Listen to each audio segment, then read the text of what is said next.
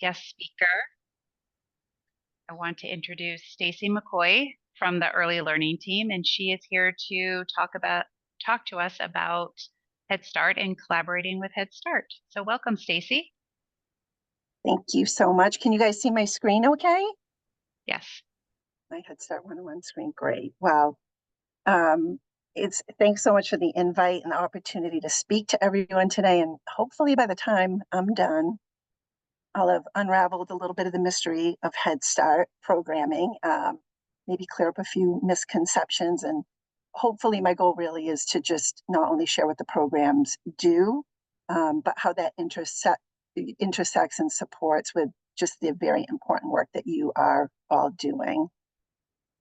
And so for those of you who don't know me, I have been on the afternoon calls listening in, but my name is Stacy McCoy, and I am the Head Start Collaboration Office Director, and my position sits on the Early Learning Team at the DOE. And I'm just going to jump right in and talk a little bit about what Head Start looks like in the state of Maine. And so we currently have 11 what we call traditional Head Start grantees. 9 of them happen to be housed in community action partnerships in their areas. And then we have 2 what we would call freestanding programs. We also have 3 what we call our AIAN, or American Indian and Alaskan Native Head Start grantees. There may be some changes. I'm still waiting to hear from the Office of Head Start on this, but these particular grantees fall under a different collab office and a different region. Our Head Start offices in Maine are part of Region 1, and our AIAN grantees are part of what we call Region 11. And then obviously in Maine, we have my position, which is the Head Start Collaboration Office. And this particular map, I just wanted to make note that there's an interactive version of this on the DOE Early Learning page, where you can click in and do a deeper dive into all of our grantees, the contact folks for those agencies, addresses, and all of those things that you would need. And so a little bit of history about Head Start. We've been around for a long time, established back in 1965 as part of President Johnson's War on Poverty initiative. And Head Start was really a program designed for 3 to 5-year-olds and just was a short 8-week project, basically, just to try and help break the poverty of cycle, the cycle of poverty. Gosh, I told you guys I needed more coffee. I'm not fully caffeinated. And then Head Start expanded to include Early Head Start, which was established in 1995 and can serve pregnant women and infants and toddlers between birth and the age of 3.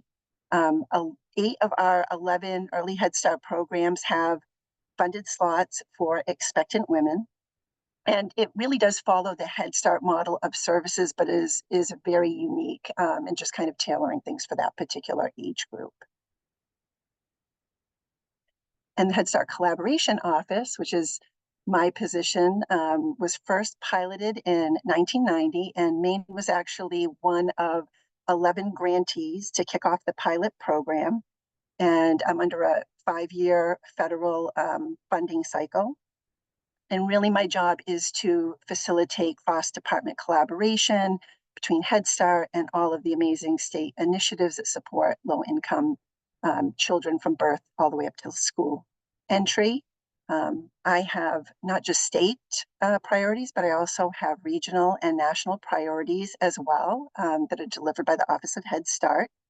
And in spite of this, my position and what would be maybe considered the scope of my work, there are some limitations. A lot of times I'll get calls or emails in regards to rules that might be read on websites, wanting some clarification on what they might be hearing directly from a grantee. And all of those questions I need to bring to our regional office for clarification, because I am not a grantee specialist. I am a collab office director.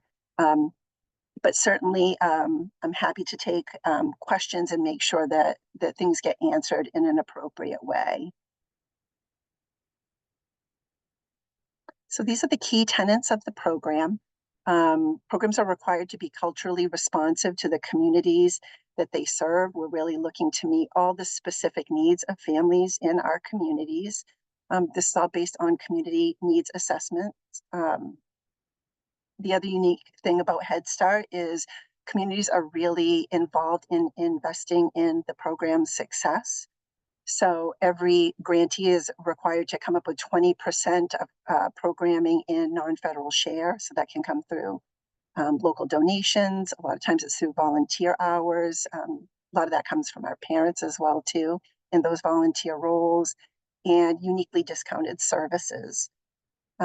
Programs are all federally funded, but locally designed. And this can be a little bit of a double-edged sword when folks come in and want to know um, about certain guidance. We have the Head Start performance standards, which are a wonderful tool, but it does allow programs to do things differently. So really, none of our grantees look the same. They may be doing the same things in regards to the performance standards, but how they choose to meet those expectations can look very differently from grantee to grantee. Um, the other thing that we're so proud of is the multi-generational and families as partners support that we provide, and that kind of focus for that multi-generational work, and also our comprehensive service delivery, which I'm going to dive into here in a moment, and just making sure that we are really meeting the needs of the most vulnerable kids and families where they reside.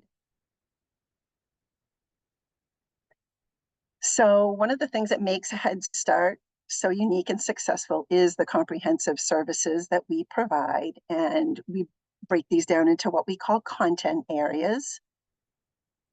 And probably the most important content area is our early learning and development.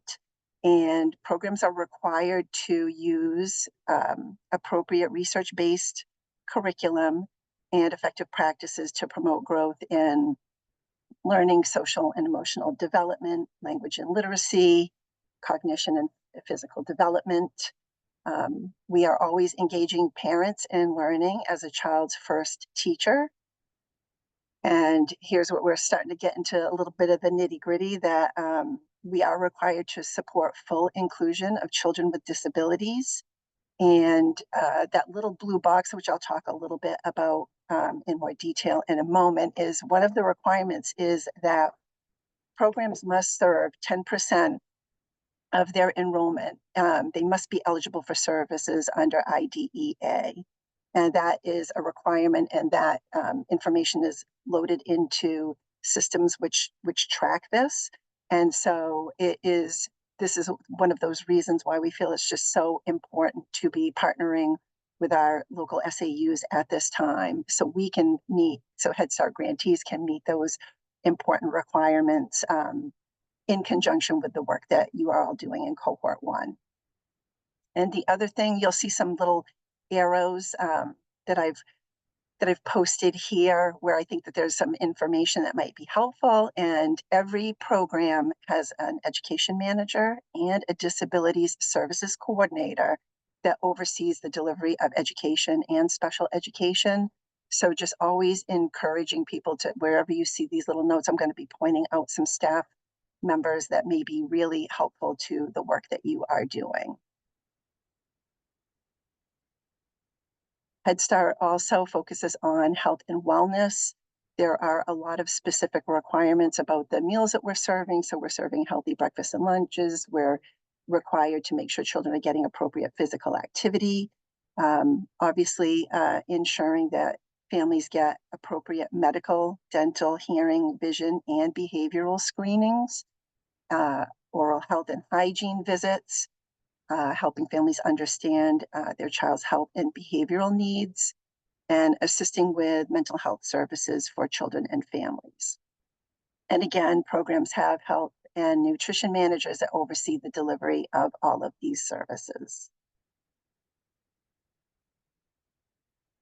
In regards to family engagement, Head Start thinks of parents as their child's first and most important teacher. And we have a full framework for family engagement to help bring our parents into the program. and support their families' needs and their families' unique goals. In our programs, parents are encouraged to um, participate as lifelong advocates. So we're supporting them with building their own advocacy skills. Everyone finds ways to celebrate father engagement and male caregivers. Parents have the chance to improve our program experiences and also oversee the governance of Head Start programming through both the Policy Council and parent advisory groups. And the other thing that Head Start programs are doing is really trying to support parents with transitions to might be from early Head Start to Head Start, into kindergarten, and even into other early childhood programs if families are moving from one community or service area to another. And all programs have a family services manager that supports and oversees the family engagement and wellness component. As for family well-being, Head Start programs are providing parents with a ton of support and strategies. There's a lot of trainings that happen on site for parents. We are really interested in supporting parent health and connecting folks to the federal assistance they might need or the community services that they might need. A lot of the work, which is really supported by those in community action partnerships, is there's a lot of extra great resources for supporting families with their financial issues, economic mobility, housing needs, and also additional employment and education and career pathways. And we're always proud to say that depending on the year, but there's always approximately 25% of program staff that were former Head Start parents. And programs can have 3 different options. And again, these can change based on grantees and community needs. But there's the center-based option, which is located in child development centers, and that's really over half of our children are in the center-based option. We do have a home-based option, which is delivered right in the family's home through home visits, and then families also attend planned group socialization activities out in the communities or sometimes at other Head Start locations. And then we also have, and I think that this is important to note, the Early Head Start and Family Child Care Partnership programs, which are federally funded and kind of funneled through our Head Start grantees, but they support our family-based programs or child care centers in elevating their services and meeting Head Start performance standards. But one of the things I think is important is that coming through the door of Head Start, they really may be able to help SAUs connect with those specific partners in the community. So it's a nice conduit out to other providers in the community that you might not already be aware of. And as for eligibility, Head Start has the federal low income guidelines. So we're looking at income and families that are at or below the poverty guideline. One of the really nice changes to the new performance standards, which happened in August, is that we can now make an adjustment for families whose housing costs exceed more than 30%. So in New England, certainly in Maine, we know that housing costs, the cost of fuel, these things are extremely high in the New England area and in Maine as well. And so we can now make an adjustment, which is opening up the door for more families to be served. We have automatic eligibility for folks receiving TANF, SNAP, SSI, foster care, or folks that fall under the McKinney-Vento definition. So all of these folks are what we call categorically eligible for services. And then programs also have some additional local selection criteria and eligibility and have an enrollment coordinator. You might have heard the term ERSI coordinator, but they oversee all of the enrollment, recruitment, and selection for families. And so we just always encourage folks to speak directly with an ERSI or an eligibility coordinator to just confirm eligibility. Sometimes we get questions around, well, there may be a wait list, or we hear Head Start has a wait list. One of the things that I always recommend is that folks make that referral, especially because of this particular selection criteria. So sometimes that can make a difference where somebody is located on the wait list, and they might be given more weight for certain selection criteria. So even when a program has a wait list, it doesn't necessarily always go in chronological order. So I think that that's important to know. And a lot of our Head Start programs are also trying to support families with additional placement and have relationships or providing childcare themselves. So always encourage folks just to reach out directly and get the information that's just really important to your community. And what does the research tell us? Well, it tells us that children enrolled in Head Start are more likely to graduate from high school, attend college, have improved social, emotional, and behavioral development. They're more prepared as parents themselves. They have fewer encounters related to sexual or physical abuse.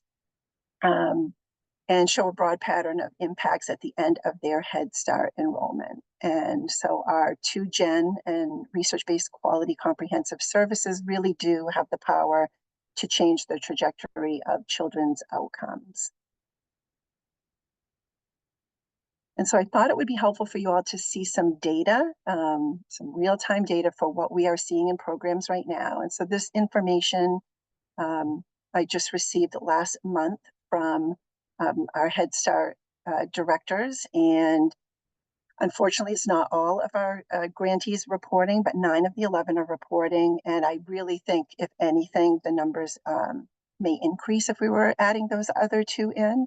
But really what we're looking at right now is in our early Head Start program, 19% of the children enrolled statewide in the early program have an active IEP. And there's a little bit of good news here right now. 100% of those children are receiving at least one service. For our Head Start program, this number, the ranges change a little bit, but right now, the percentage of enrolled children statewide with an active IEP is at 26%. And so depending on the grantee, this could be 19% or up to 34%. And what we're seeing in our Head Start programs for 3 to 5-year-olds are that 78% of those children are receiving at least one service. And so the way this is recorded and why I put this little asterisk here is because we are required in our program information report that if a child has multiple services on an IEP but are receiving at least one, there's not a way in our Head Start reporting system to tease that information out, although grantees are doing that at the local level. So certainly SAUs can meet with their local grantee and they could do a deeper dive into what services are not being provided. But this just kind of gives you a little bit of the flavor of what we're currently seeing as of just a couple of weeks ago. And in addition to that, some of the information and notes that I took down from the meeting are, as of November, we're certainly experiencing a large percentage of identified children who are not receiving services. We're continuing to see an increase in the number of children with significant developmental and behavioral needs, including autism, ADHD, increase in children that are requiring one-on-one support. And so a lot of times programs are needing to modify schedules in order to support those needs in the classroom and meet all of the Head Start requirements as well too. We're seeing an increased need for mental health consultation involvement for not just our children, but we're also seeing this for our families and for our staff members as well. A higher level of combined flagged concerns. So some well over 50% in the classroom with identified needs, and then others that are just going through the process. Might be a newly enrolled child, but all this to say we're seeing some significant needs and those are increasing year to year. And then Also an increase in our dual language and English language learners as well too. And so why partner with Head Start? What are the requirements and really what are the benefits? So one of the things I think is so important to know, and I think this is really can be a confusing area, is that Head Start programs fall under an umbrella of many different requirements and monitoring systems. So obviously our federal requirements through the Head Start performance standards and the Head Start Act. But we also fall under many other system and state requirements. So that includes childcare licensing, that includes Chapter 124 when we're in our partnerships, Child Care Development Fund, our CCDF regulations, our CACFP, food program regs, also federal monitoring. So there's a lot of monitoring of our programs, not just in the program area, but in the fiscal area, a lot of monitoring around enrollment. We have very strict attendance requirements as well too. And then there's our ongoing class assessment scoring system, which is our class monitoring. And then a few of our programs are accredited as well too. So they would fall under that umbrella and the requirements of meeting the NAEYC accreditation requirements. And so often this means, based on the Head Start performance standards, that we're required to follow not just the state and federal guidelines, but we can't pick and choose. We really are going to look at the most stringent of the policies. So I use as an example Chapter 124's class size, which is the maximum of 16 children. Head Start performance standards would allow a maximum of 20 children in a classroom if they were ages 4 and 5. And so where you may run into issues, and some of you already know this, are around some of the requirements related to background checks, safety trainings, and transportation requirements. But this is where I encourage folks to really connect with local Head Start programs and get the support that you need around these areas, and understanding where there might be some flexibility and where there's some pretty firm lines and guardrails in place.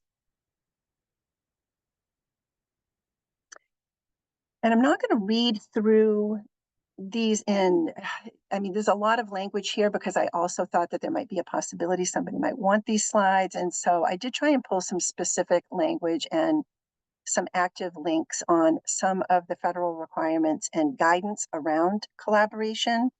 So some of you may be familiar with the Dear Colleague letter from the Department of Ed and DHHS. And so this is an interactive slide, but wanted to pull out some of the language that I think is really important to highlight, because there is this strongly worded and encouraged language around prioritizing and maintaining collaborative relationships, just to make sure that we are meeting the needs of our children, and that it's for all children in the communities, including those children enrolled in Head Start programs. And that we all have unique responsibilities for implementing IDEA. And so skipping down to the Head Start requirements, we really are responsible for referring children and families for IDEA evaluations, and then obviously supporting the implementation of children's IEPs when they are in our program. And some more helpful language. I hit on this earlier, but again, understanding that Head Start program requirement that we must ensure a minimum of 10% that of all of our slots occupied with children with disabilities. And this is just to make sure that we are recruiting those children, we're identifying those kids out in the community. The wonderful thing is I would say this is never an issue when it comes to monitoring. We tend to hit this mark, but I do know in other states and other communities, sometimes that can be a little bit of a rub. And so just important to understand that there is that requirement that we have those children, at least 10% of those children in our programs. And Head Start programs are required to complete or obtain, if one's already been completed a developmental screening to identify concerns, and that has to happen within 45 calendar days of when a child attends the program. So this is ongoing throughout the year, but obviously the fall is a very busy time for programs. And then always working with parents to get consent to make sure that we are making sure this information gets out to our LEAs. And there's more language around the development of IEPs and just really considering the placement of children. And so thinking of Head Start, if a child is already in Head Start, really considering that as the potential, working with the parent, but is this the least restrictive environment and the best place for that IEP to be implemented? And then there's some language around collaboration with Head Start to support the implementation of these IEPs. And so again, I'm going to ring the bell for our Head Start disability services coordinators who really help support our families with navigating the system, as well as doing outreach to our community partners to make sure that we are providing all of the services and meeting our federal guidelines as well. There's some language around 504 plans. So again, Head Start is if a child enters the program with an established plan or if one is obtained during the year, our programs must fully implement those plans. And obviously, we're always looking at the needs of the children and trying to minimize the time away from a program so it doesn't dip into the child being able to receive the comprehensive services that Head Start provides. And we know that this can be a bit of a dance. And so just always looking to partner with schools to find the best way to meet those needs. Then there's some additional language in the Head Start standards. And so I encourage folks, if you have any more specific questions around this, you can find where these requirements are at. And some of this, and I apologize for any redundancy, but I think it's really nice when we might run into an area that we're not sure about, that we've got some really great guidance that's just really instructing our need to coordinate and collaborate together. I put a few other resources in here as well too. The OSEP office in OHS has a really great resource to help with the creation of MOUs, and think that those are really important in creating just a really clear understanding and coordinating approaches to service delivery. There's also the DHHS and DOE statement on inclusion. You probably are familiar with that as well. Then there's also a really great Dear Colleague letter on preschools and LREs as well too. So I wanted to include those resources and just kind of share a little bit of information with how we partner with SAUs in other unique ways. And so we've talked a little bit about public pre-K. All of our grantees have at least one public pre-K partnership. We're in, I believe, 78 classrooms this fall. We also do some unique early childhood programming. So you may be aware of KV CAP's work, which they have some childcare programming as well as Head Start in conjunction with MSAD 54. We also do a lot of cross-department collaboration with your McKinney-Vento liaisons, doing some really wonderful things in regards to a Head Start referral app, so supporting the work of liaisons and meeting the needs of families experiencing homelessness. We also are part of, for folks that are participating in First 10 community school pilots, a lot of wonderful collaborations happening in different parts of our state. Transitioning to kindergarten and screening events. So there are places in our states where there's just really strong relationships in supporting families and children in these transitions and with getting screenings in the community. And then many communities really work hard to share data that is important. So this is often done through local MOUs. But keep in mind that Head Start programs have a ton of data as a federal program that we are required um, to collect, not only month to month, but at the end of the year. We also have our annual program information report, but we also have data on child outcomes, DRDP, core, TSG, and class monitoring. So depending on your relationship with your local Head Start program, you may be able to get some really helpful and important data.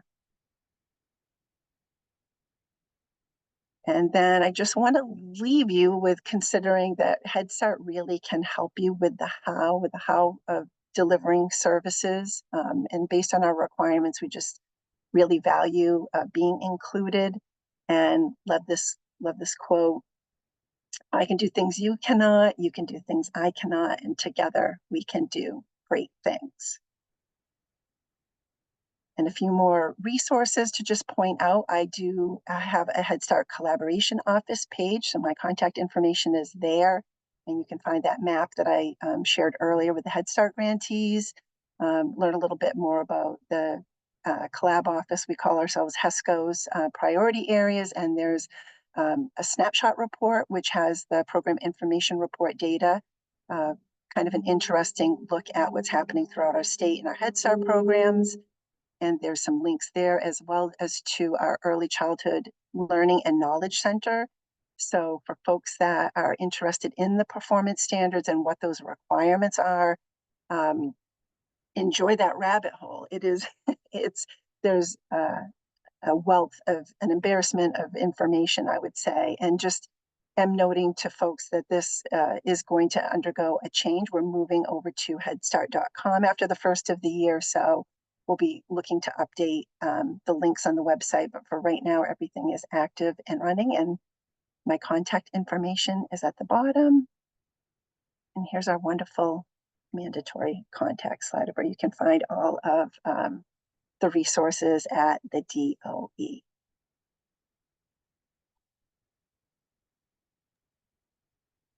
And I think that is it for me.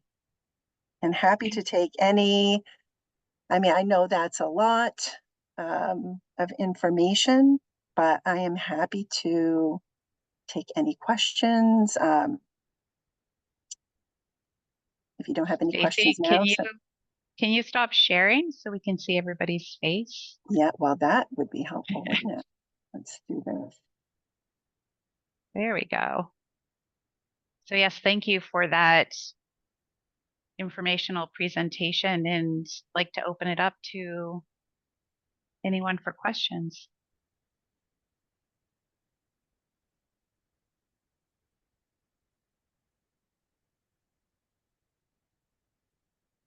It was that crystal clear. That's so great. My gosh. Or was it that overwhelming? So I think a question for our cohort 1 SAUs would be, are you collaborating with Head Start? And if you are, what is working? What is not? Are there other things that we can do to help you with this collaboration?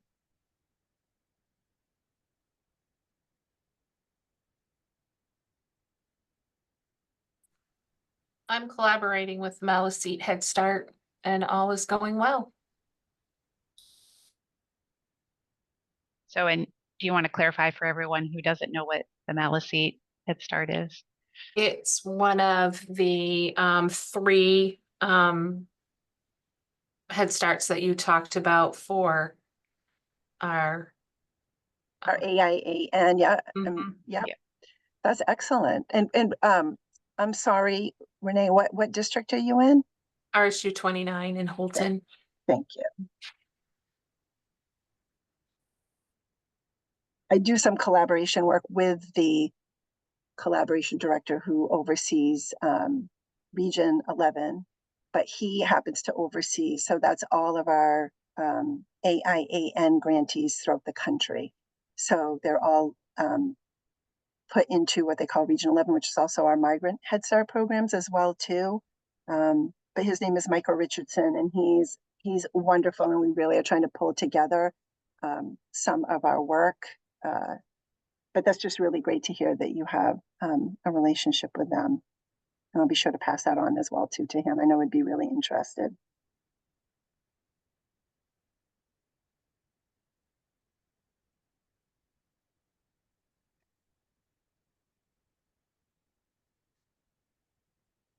Anybody So else nothing, want I to say nothing speak else. up? Nobody thinks, yeah, that anybody that,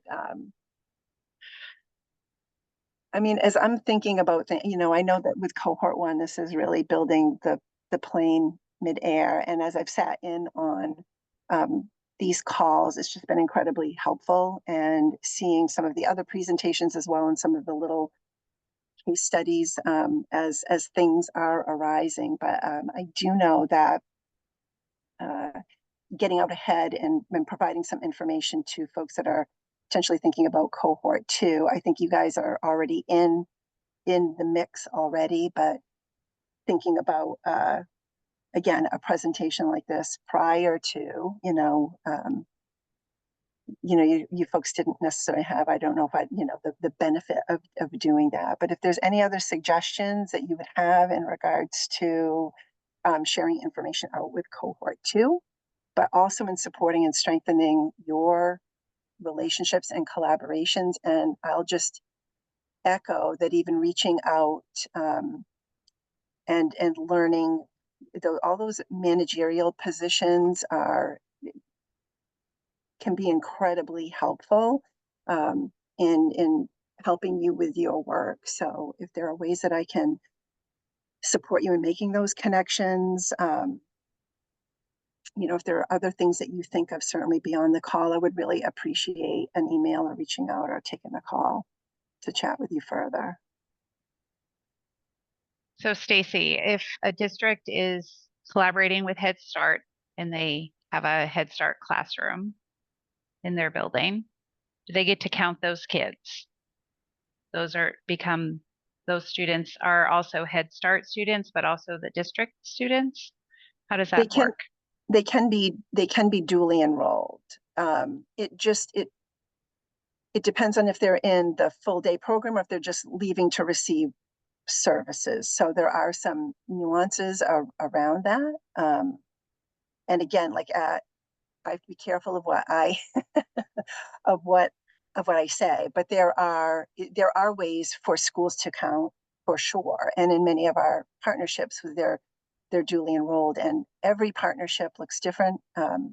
We have some where the SAU and the Head Start program is splitting staffing costs, so each providing a teacher or an ed tech. The Head Start programs are providing 100% of the staffing, and the school may be providing the space, right? So every program can look a little bit different, and some will be what they might call it, might just be considered a little mishmash of so many Head Start eligible children, and then so many other children from the community. So um, they that is the double-edged sword. It's the beauty of being able to locally design, but it's also hard to really convey all of the amazing ways that you can partner and layer things like funding. And so there's just some really unique things happening, and always trying to find a way, like, how can we elevate these success stories and places where things are going well, to kind of give folks other options to think about.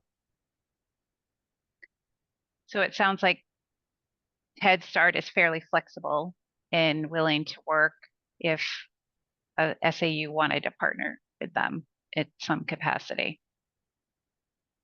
And I also think right now more than ever, what we're seeing and experiencing as you all know, is the workforce issue, and also some recent changes to the Head Start performance standards, which are requiring programs to look within their communities and to address the pay parity issue.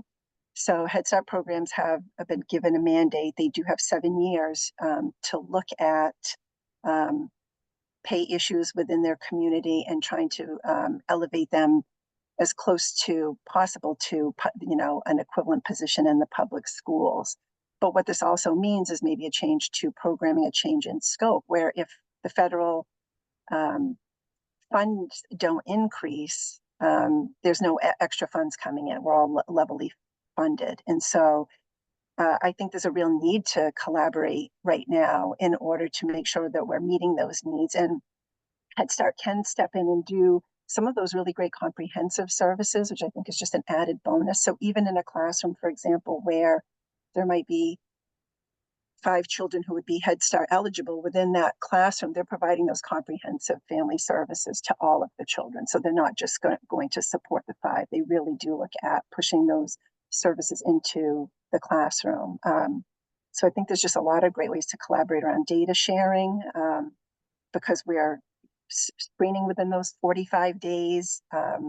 So early, we're early and often, as we say, and so it's happening throughout the year. So there's a lot of great data and information, especially when I think about the early kids, and so the kids that are receiving Part C services as well too, and that are in early Head Start programs. They're all coming your way, right? So they're all they're all our kids, and so understanding that Head Start has a really great sense of the needs of those kids, and certainly you may hear through CDS who's already receiving services, but they've got a sense on like, oh, we had a couple new kids that came in who we're just going to be referring. So real-time data in regards to the needs in your community.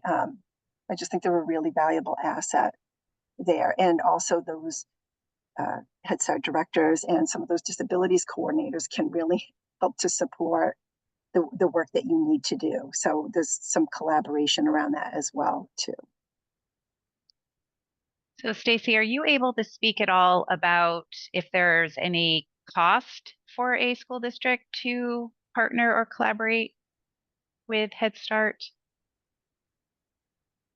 So a cost In I guess regards, are they responsible for paying for any of this? And maybe Lori Whittemore, I know you look like you're traveling, but maybe you could help answer this as well. I'm just trying to, I think I understand the question. So I would say that Head Start programs are self-contained under their federal funds. They will and often do braid or layer funding in order to create a traditional public pre-K partnership. Again, these can look a little bit different, right? So in some cases, I am aware that the Head Start program is really providing the staff, all the comprehensive services, and they may just be utilizing space in the building. And in other cases, there is a layering of funding to provide the overall services depending on the makeup of the program. But obviously Head Start programs are no cost to our families, and the Head Start grant itself is required to cover all of the services that we are required to provide, if that makes sense. Mm-hmm. And so, the pre-K programs can take advantage of, if they're taking advantage of their public school funds. There are ways to look at how is the program going to be structured, and then working with a grantee on the meeting the funding needs. Is that what you meant, Sandy? I don't know. Just trying to paint a little more the picture better for school districts. That would be a question that would be asked: is there a cost to doing business with Head Start? I think Sandy, oh, go ahead. I was just going to say, having worked with Head Starts and being in the public schools, Head Start has never charged us for anything. I mean, we would collaborate on an ed tech or a teacher, but for school districts wondering, there is no bill or invoice coming from Head Start to the schools that I'm aware of. Is that correct? Yeah, that we're not going to bill you folks for anything. No. There we go.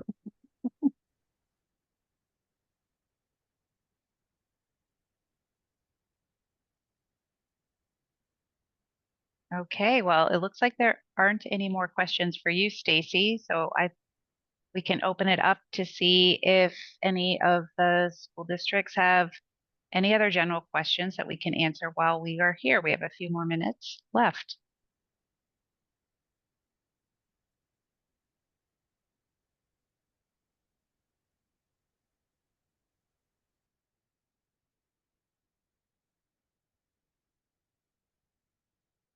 Everybody's very quiet on this Wednesday.